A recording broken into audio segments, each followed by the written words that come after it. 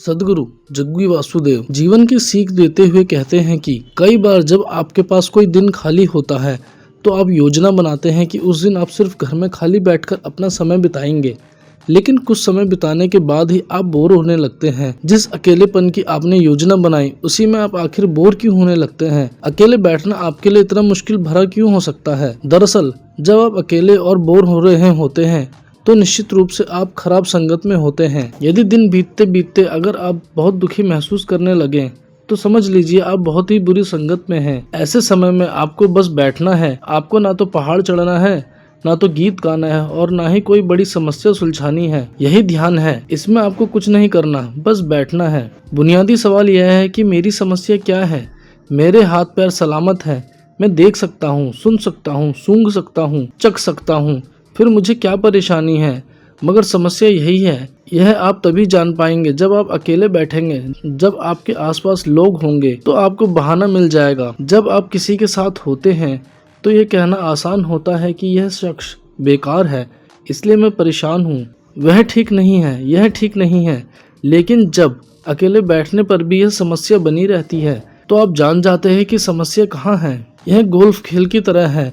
बहुत से लोग आज इस खेल की बड़ाई करते हैं कि इसमें बहुत मेहनत लगती है और यह दूसरे खेलों की तरह नहीं है, लेकिन इस खेल को दिव्य बना दिया गया है। कई लोगों को यह सबसे मुश्किल और असंभव खेल लगता है क्योंकि जब वे गेंद को मारते हैं तो वे दरअसल मिट्टी खोद बैठते हैं, इसलिए उन्हें लगता है कि इसमें बहुत एकाग्रता और ध्यान की जरूरत होती है। लेकिन अगर आप किसी दूसरे खेल को देखें तो वहाँ गेंद अलग अलग रफ्तार से, अलग अलग कोणों से, अलग अलग तरह से उछलते हुए आपकी ओर आती है। आपको एक पल में अनुमान लगाकर उसे खेलना पड़ता है। यहाँ गेंद एक जगह पड़ी रहती है, आपके पास दुनिया भर का समय होता है। आप सोचते हैं, आप खड़े होकर खुद को बार बार व्यवस्थित कर सकते हैं। गेंद वहीं आराम से पड़ी रहती है। फिर भी कई लोग गेंद मारते समय मिट्टी खोद देते हैं। अकेले बैठना भी ऐसा ही है। आपको बस बैठना है। आपको ना पहाड़ चढ़ना है, ना गीत गाना है और ना कोई बड़ी समस्या सुलझानी है। यही ध्यान है, इसमें आपको कुछ नहीं करना, बस बैठना है। यह सबसे आसान चीज़ है ना? मगर देखिए, सिर्फ अकेले बैठने में आपको कितनी सारी परेशानियां होती हैं। हर चीज़ अनावश्यक रूप से पेचीदा लगती है क्योंकि आपने कभी उस पर ध्यान नहीं दिया जिसे आप मैं कहते हैं, जबकि इसमें कोई पेचीदगी नहीं है। यह एक सुंदर मशीन है।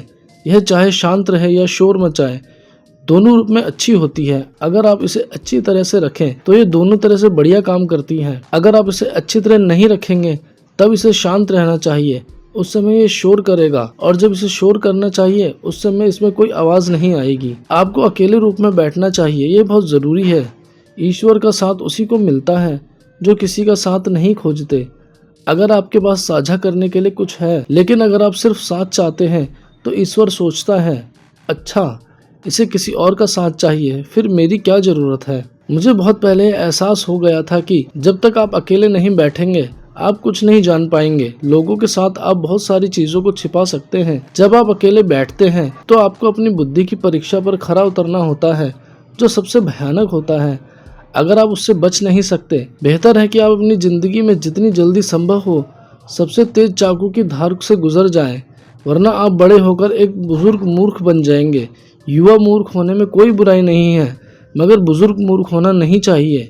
युवा मूर्ख चल सकता है, मगर एक अनुभवी और बुजुर्ग की मूर्खता माफ़ी के काबिल नहीं होती है। आपको बता दें, ये जो भी जानकारी हमने आपको दी है ये धार्मिक मान्यताएं और सोशल मीडिया के माध्यम से दी है। मोक्ष चैनल इसकी पुष्टि नहीं करता है। ऐसी तमाम जानकारियों के लिए मोक्ष चैनल को सब्सक्राइब कर दें, बेल आइकन को भी ज़रूर दबा दें ताकि आपसे कोई भी महत्वपूर्ण जानकारी ना छूटे, और साथ ही साथ हर एक वीडियो का नोटिफिकेशन आप तक पहुँचे। कोई शिकायत या सजेशन देना चाहते हो तो नीचे कमेंट सेक्शन के माध्यम से दें।